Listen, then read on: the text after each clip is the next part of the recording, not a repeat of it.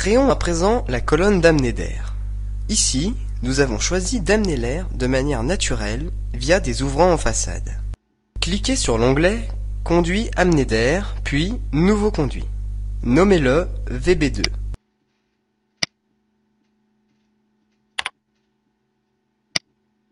Conservez une hauteur de 2,80 m et choisissez le second montage.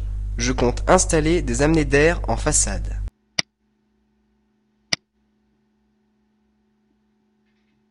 L'interface est la même que pour les volets. Seuls les différents montages ne sont pas présents. L'onglet Options vous propose toujours des options commerciales, personnalisables et enregistrables. Choisissez un débit de 5400 m3/h correspondant à notre extraction d'air. La vitesse est bloquée à 5 mètres secondes maximum, comme le précise l'IT 246. Enfin, cliquez sur Suivant et validez l'étape finale.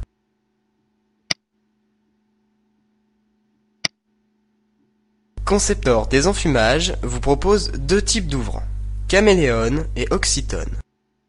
Dans ces deux tableaux, nous retrouvons des valeurs en rouge. Ces valeurs correspondent à des tailles standards Aldès. C'est-à-dire que ces produits sont en stock et livrés dans des délais moindres que des dimensions sur commande.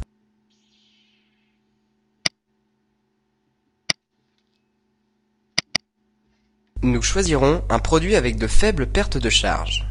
Prenez un Caméléon de 700 par 820 avec une perte de charge de 64 pascal pour chaque étage.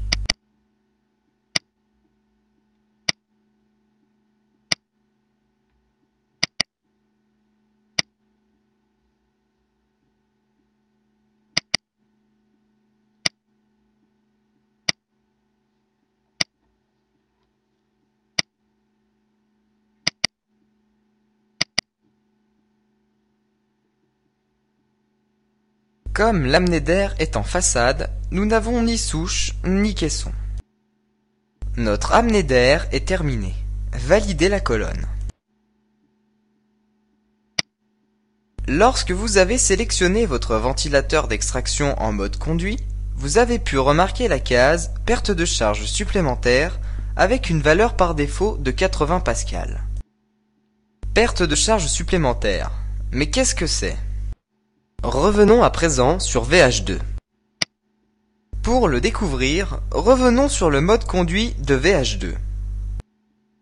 Pour retourner dans le mode conduit à partir d'un conduit déjà créé, double-cliquez sur le conduit concerné dans la liste.